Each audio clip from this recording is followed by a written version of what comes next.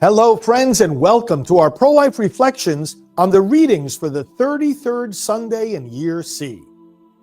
The liturgical readings in these days are pointing us towards the end of time and the culmination of salvation history. The themes about the second coming in these final Sundays of the liturgical year will blend smoothly with the first part of Advent, when the theme likewise is the second coming of the Lord. The readings of today convey the conflict on many levels, conflict within oneself, in families, in communities, between church and state, between nations, and in the heavens. Although God is almighty, he allows good and evil to conflict with each other and allows his people to choose sides.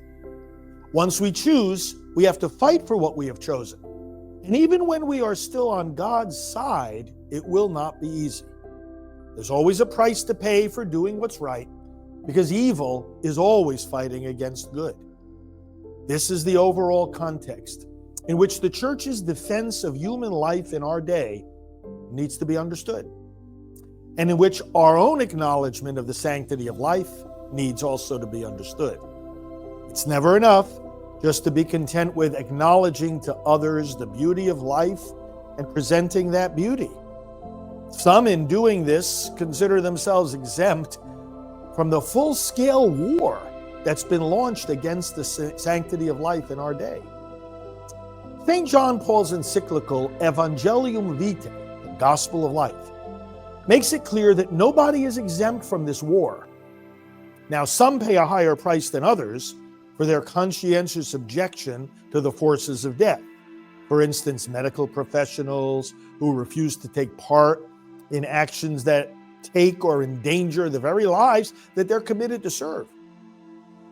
Our suffering may, on the other hand, simply be ridicule or misunderstanding by family or friends or fellow Christians when we take a strong stand against abortion. We've got to be ready to fight, both as individuals and as a church community. We have to be fearless in the face of laws and public policies that contradict the gospel of life and that challenge those laws. We have to be ready for that challenge. In the end, not a hair on your head will be destroyed.